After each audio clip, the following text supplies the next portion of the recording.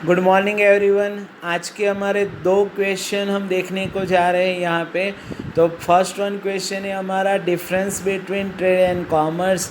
Most IMP question है exam में 100%, 2 या 3 मार्क्स में। इंटरनल एग्ज़ाम आपकी जो फर्स्ट आने वाली है उसमें, या फिर सेकेंड एग्ज़ाम और फाइनल एग्ज़ाम में कभी ना कभी आपको लिखना है। ऐसा भी हो सकता है तीनों एग्ज़ाम में भी लिखना पड़े आपको डिफरेंस। सबसे इम्पोर्टेंट क्वेश्चन इस चैप्टर का यही है, difference between trade and commerce. तो व्यापार और वाणिज्य के बीच का डिफरेंस यहाँ पे आपको एक्सप्लेन करना है। तो पॉइंट्स ऑफ डिफरेंस में पहले तो मीनिंग की बात की गई है। तो एक्सचेंज ऑफ गुड्स और services in return of money, पैसों के बदले में गुड्स और सर्विसेज का जो एक्सचेंज किया जाता है दैट इज़ कॉल्ड एज, हम उसको बोलेंगे ट्रेड। ओके, कॉमर्स में आपको पता है इंक्लूड्स ट्रेड्स तो इंक्लूड ही होता है, and auxiliary services, auxiliary services यानी कि सहायक सेवाएं टू ट्रेड, लेकिन ट्रेड के रिलेटेड जितनी भी सर्विसेज है। जस्ट फॉर एग्जांपल आपको लास्ट लेक्चर में याद ही है लेकिन फिर भी मैं रिपीट कर रहा हूँ, transportation, communication, banking, insurance, warehousing, agents etcetera. तो ये सारी सर्विसेज आपकी ऑक्सिलरी सर्विसेज हैं। सेकेंड पॉइंट है आपका स्कोप है, किस तरीके से काम करता है, उसका क्राइटेरिया कितना है। तो scope of trade is a limited. अगर ट्रेड को अकेला एक बाजू में तोलो तो उसका क्राइटेरिया, उसका स्कोप काफ़ी लिमिटेड है। लेकिन scope of commerce is wider, क्योंकि कॉमर्स में ट्रेड भी आ जाता है, साथों साथ ऑक्सिलरी सर्विसेज भी आ जाती है। ट्रेड इंक्लूड्स इन कॉमर्स, आपको पता ही है कि कॉमर्स के अंदर में ट्रेड आता है, ट्रेड के अंदर में कॉमर्स नहीं आता। पार्टीज़ कौन सी होती है, तो देखिए बोथ द पार्टीज़ का मतलब है बायर और सेलर की बात की जाइए, परचेसर और सेलर की। Both the parties of trade are mostly known to each other, दोनों एक दूसरे को पहचानते होंगे।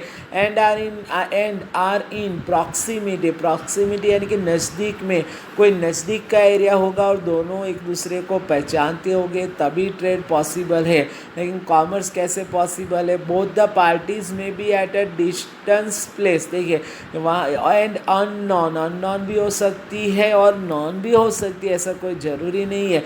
लेकिन ऐसा भी हो सकता है कि प्रॉक्सिमिटी नहीं होगी, वो डिस्टेंस प्लेसेस पे, अलग अलग जगह पे। अगर बड़ौदा से कोई व्यापारी अहमदाबाद में बिजनेस करना चाहता है तो टेलीफोन के थ्रू ही जाएगा, मेल के थ्रू जाएगा, तो यहाँ पे डिस्टेंस हो गया।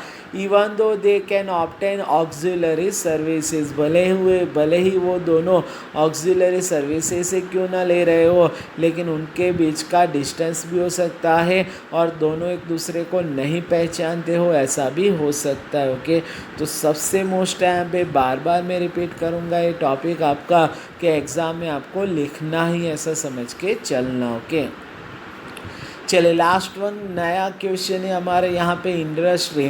तो क्वेश्चन कैसे है, define industry and classification of industries, या फिर types of industries.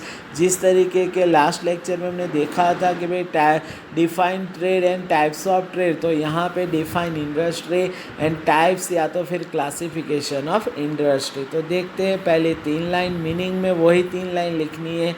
A process of converting raw material into finished goods, अगर रॉ मटेरियल को फिनिश्ड गुड्स में ट्रांसफ़र किया जाएगा, कन्वर्ट किया जाएगा, रूपांतर किया जाएगा बाय एडिंग यूटिलिटी, यानी कि उसमें ऐड करनी पड़ती है यूटिलिटी, यानी कि यूज़फुलनेस यूज़फुल उसको आप बनाते हो by adding utility to satisfy human needs, जिससे ह्यूमन नीड्स सेटिस्फाई भी हो पाए, is called an industries. Okay, example manufacturing of furniture from the wood, अगर लकड़ी में से फर्नीचर बनाया जाएगा तभी उसकी यूटिलिटी इंक्रीज हो जाएगी और सेटिस्फाई ह्यूमन नीड्स वो पूरी कर पाएगा। तो ये this is the example of industries.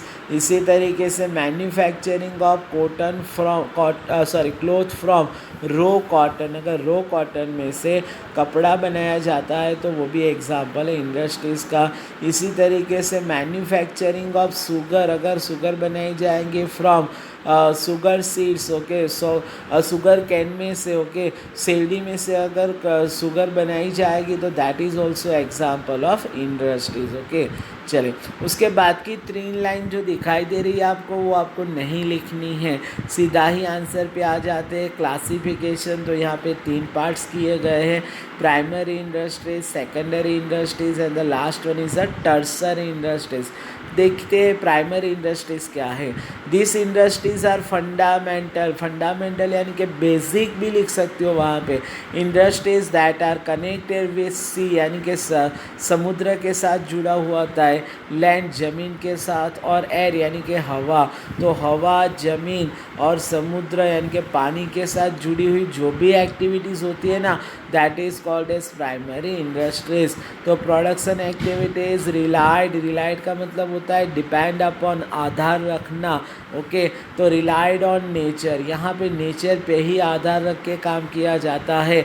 Agriculture जो आपको पता है लैंड से जुड़ा हुआ है, एनिमल हस्बेंडरी वो भी लैंड से जुड़ा हुआ है, पोल्ट्री फार्मिंग वो भी लैंड और एयर से जुड़ा हुआ है, क्योंकि हवा पानी अच्छा नहीं होगा तो ये सारी चीज़ें पॉसिबल नहीं है।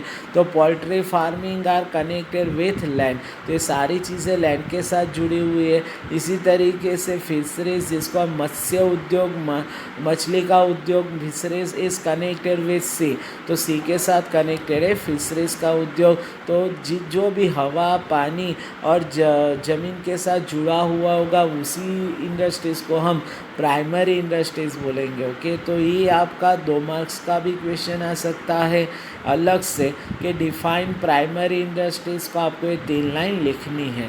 उसके बाद सेकेंडरी इंडस्ट्रीज़, जिसको हम सब्सिडरी इंडस्ट्रीज़, गौण उद्योग ऐसा भी बोलेंगे। तो various types of machines and technology are use, तो जहाँ पे मशीन और टेक्नोलॉजी का यूज़ होता है, here the natural wealth is process to make it as consumable, तो जो भी कुदरती संपत्ति है उसको प्रोसेस करके कंज्यूमेबल यानी कि जो कस्टमर कंज्यूमर यूज़ कर पाए ना, ऐसा बनाया जाता है। एंड इज सप्लाइड, फिर उसको दिया जाता है to the customer. Example fertiliser industries यानी कि खातर industries, colour industries and chemical industries, टेल इंडस्ट्रीज़ एक्सेट्रा। तो ये सारे एग्जाम्पल है सेकेंडरी इंडस्ट्रीज़। एग्ज़ाम में सेक्शन बी में आ सकता है, give the example of secondary industries, तो आपको यहाँ से लिखना है fertiliser industries, colour and chemical industries, steel industries etcetera. The last one topic is a tertiary industries. Tertiary यानी कि सेवा है, आनुषंगिक, सहायक, असिस्टेंट इंडस्ट्री भी उसको आप बोल सकते हो। It has a wide scope. देखिए यहाँ उसका जो क्राइटेरिया है, स्कोप है, वो काफ़ी ज़्यादा है। It provides help and services to primary and secondary industries.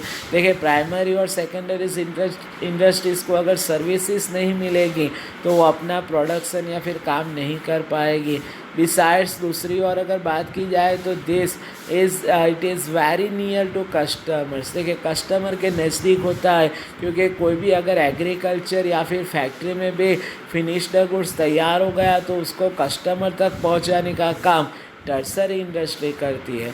The products obtain from the primary industries and secondary industries, जो प्राइमरी और सेकेंडरी इंडस्ट्री से जो भी प्रोडक्शन किया जाएगा, आर मेड फॉर कंज्यूमेबल, का ग्राहक के उपयोगी बनाया जाएगा, फॉर कस्टमर्स, ग्राहकों के लिए, विथ डिफरेंट प्रोसेस, उसके लिए एक अलग अलग प्रोसेस भी किया जाता है।